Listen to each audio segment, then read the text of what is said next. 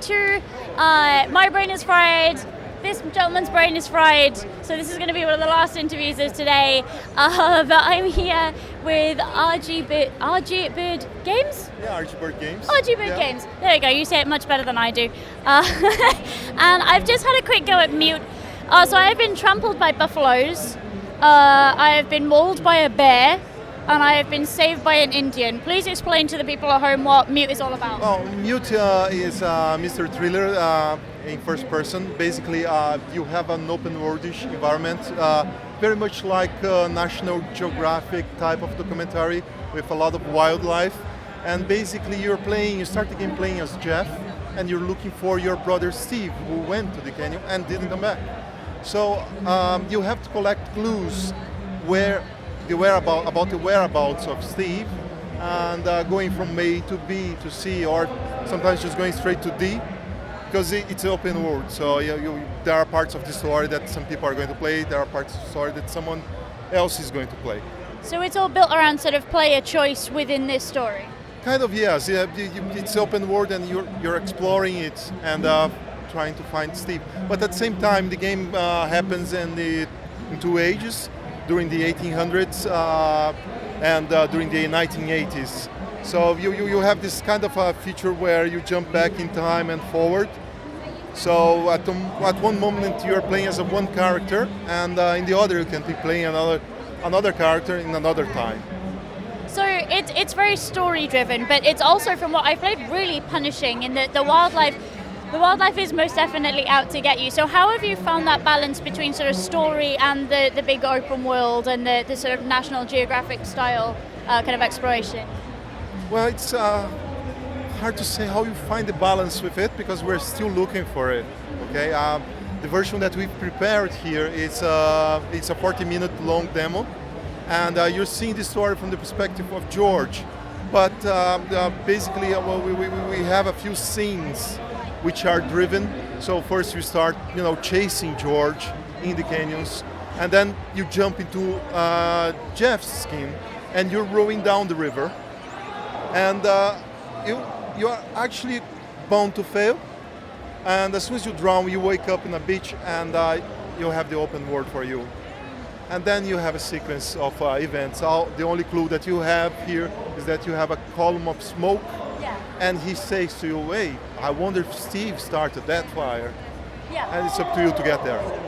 So where are we in development with this now? I take it you've got a story all mapped out, you're just building it now as we go?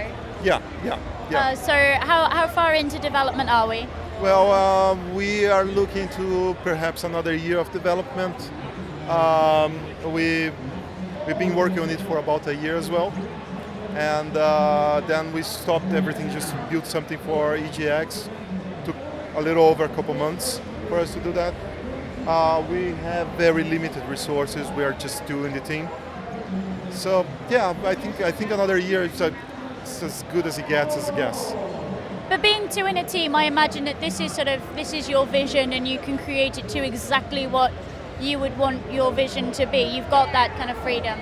So with this vision then, where did that actually come from? Because this is a setting that we don't get to see all that often, especially with the two time periods. Where did that come from? Well, basically, we've been talking about developing games since 2008. We used to be architects. And this is one of the games that we've been building the story through the years. It was something like a hobby, which kind of became serious at some point. So yeah, I couldn't say that Mute was born last year. It's a combination. It kind of grew. Yeah. And I mean, are there things that you're really looking forward to putting in? Are there things that you're desperately looking forward to putting into it? Yeah, we want people to have care about the story. That's the thing. We really want to bond the player and the characters. That's one of the things that we are actually doing with this demo. We are breaking the fourth wall.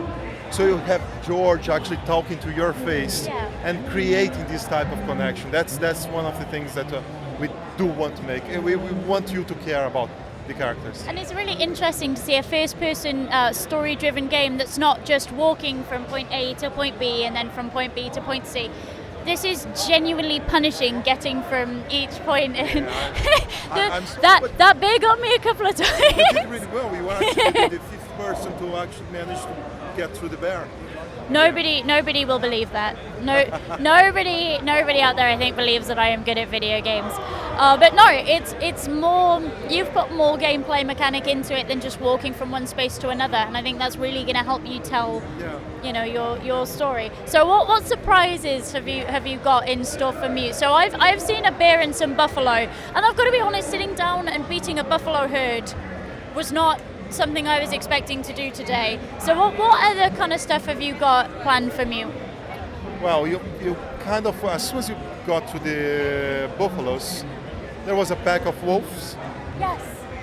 We have a mountain lion. We have other animals that we haven't really explored here.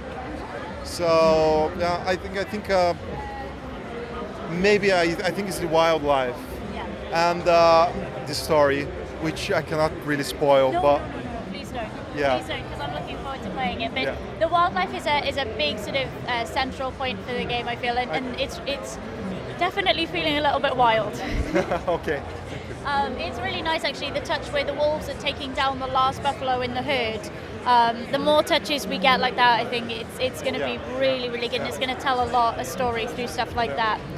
Okay, so if people want to find out more about Mew, where can they find out about it? Well, they can visit our website or follow us on Twitter. Mainly the updates that we are releasing, everything is just go through Twitter. Okay, excellent news. So I'll put those in the description, guys. I'm gonna head off and attempt not to be mauled by bears. But thank you for spending time with me today. This is gorgeous, and I can't wait to see the progress over the next year. Thank you for giving me the time of day today.